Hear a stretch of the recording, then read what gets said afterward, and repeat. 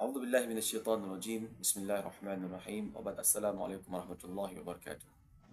A yau za mu yi magana ne akan abin da ya shafi matsalar da ta fi ɗaukar hankali a yanzu a cikin Najeriya.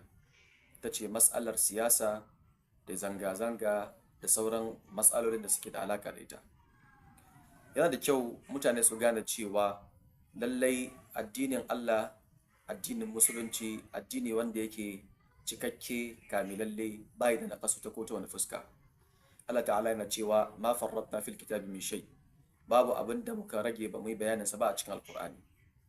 Don haka dukkan musulmi na ƙwarai ya zama wajibi ya yi imani da cewa lallai Alƙur'ani mai girma shine kundi kuma littafin da ya ƙunshi dukkanin buƙatun ɗan adam da warware matsalolin ɗan adam tun daga farkon lokacin da aka saukar da Alƙur'ani har zuwa ƙarshen duniya.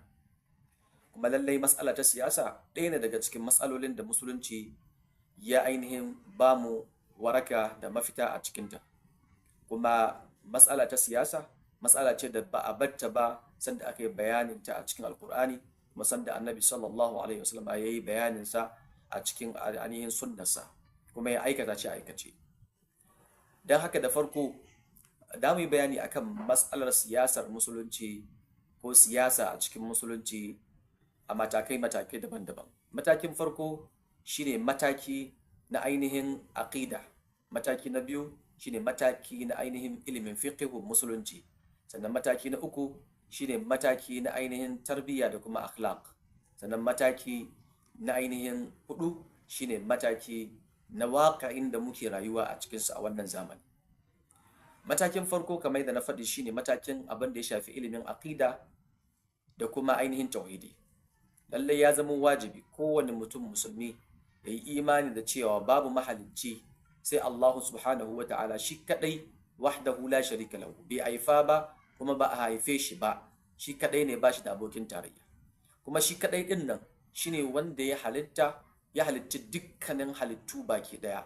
Dukkan abin da ba Allah ba to halittacce ne daga Allah, kuma Allah ya halicce shi kuma yake da cikakkiyar iko a kansa. Wannan shi ake kira da suna tauhidul khaliqiyya. Wato Allah ta'ala shine kadai mahalicci kuma babu wanda ya halitta bayan shi, babu wanda ya tarayya da shi a cikin halittan komi na sama ko na ƙasa. Na farko kenan Allah ta'ala yana cewa Allahu khaliqu kulli shay wa huwa ala kulli shay'in wakil. Allah shine mahaliccin komi da komai kuma shine mai iko akan dukkanin komi, wa huwa ala kulli shay'in qadir, shine mai iko akan dukkanin komai. Da ire-iren waɗannan ayoyi a cikin Alƙur'ani mai girma da ke mana bayani kuma dukkan musulmi ya tabbatar da wannan. Sannan na biyu tauhidul milkiyya.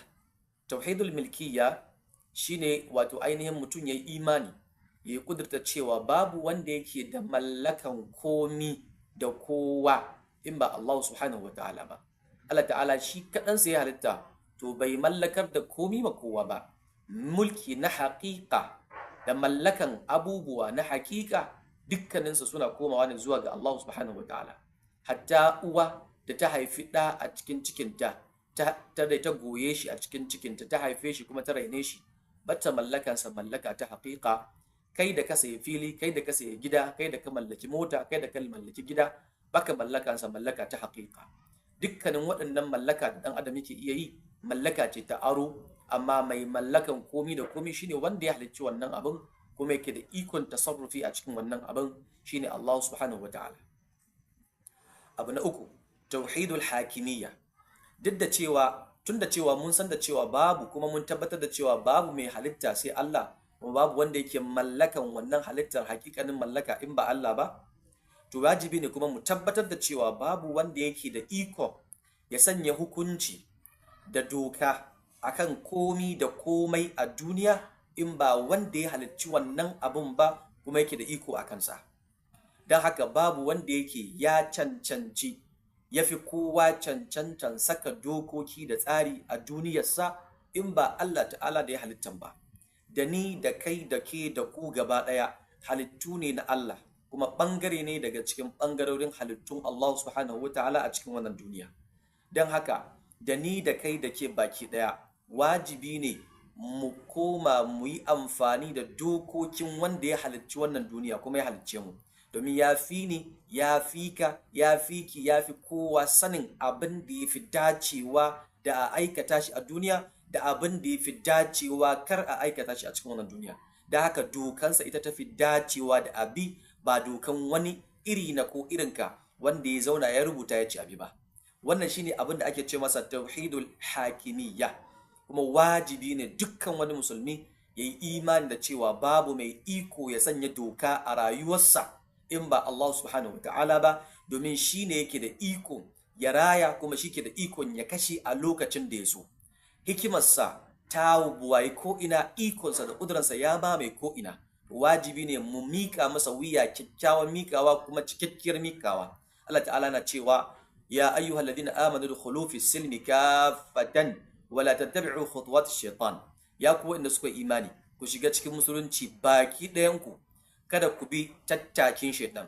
Kar ka ce ka shiga musulunci kana zuwa kana sallah a masallaci, ko ki ce kina kan shiga musulunci kina yin sallah a gida, kuma a lokaci guda idan an zo bangaren siyasa sai ka ce wai ni ba do musulunci zan bi ba, ba dokan Allah zan bi ba, za mu bi demokradiyya ne, za mu bi kaza, za mu bi kaza.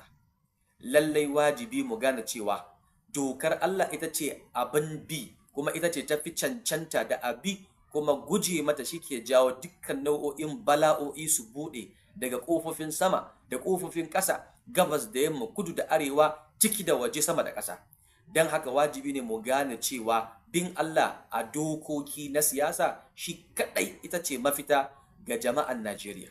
Lallai idan muka riya cewa wai zanga-zanga, ko muka riya cewa wai fito na fito, ko muka riya cewa akwai wata tsumi ko dabara da za mu iya yi wa kanmu domin ceton kanmu da fitar da kanmu a cikin wannan matsayi, to wallahi azim mun tafka babban kuskure.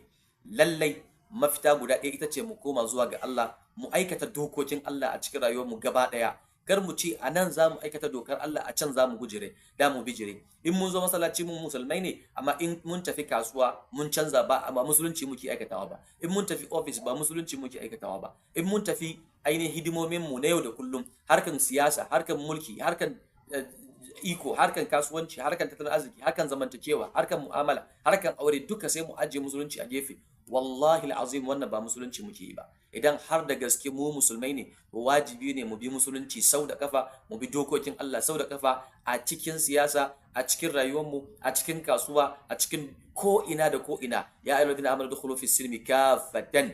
Ya ku wanda suka imani ku shiga musulunci baki ɗayan ku.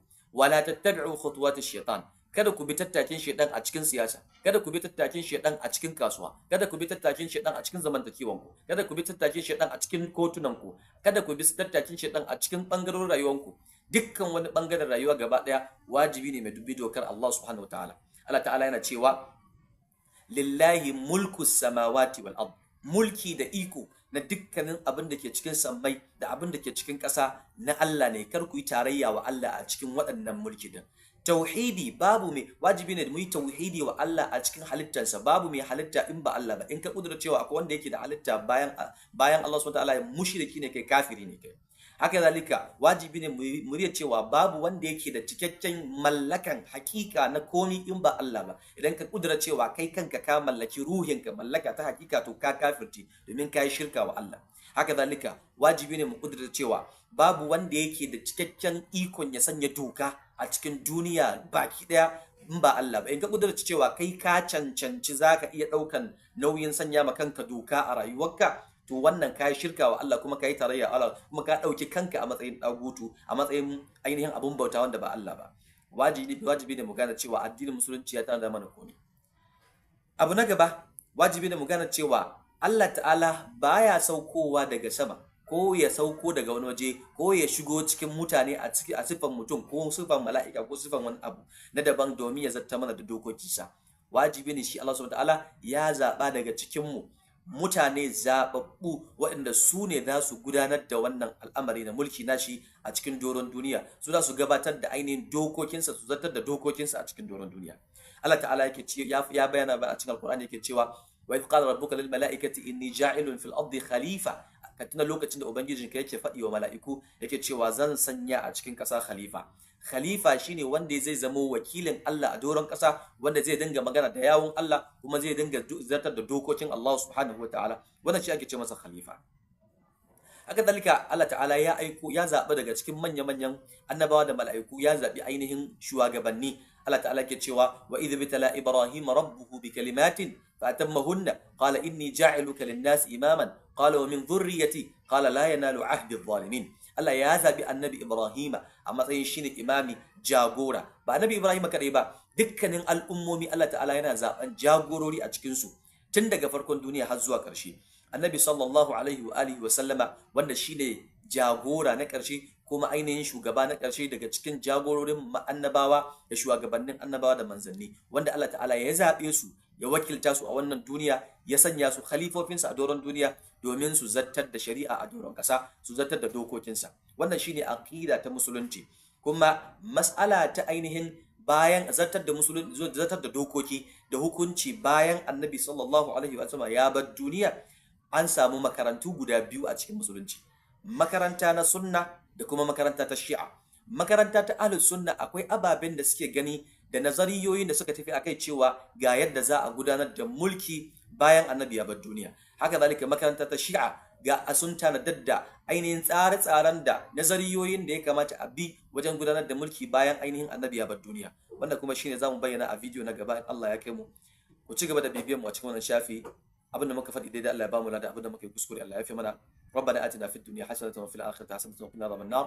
سبحان ربك رب العزة عما يصفون وسلام على المرسلين والحمد لله رب العالمين. السلام عليكم ورحمة الله وبركاته.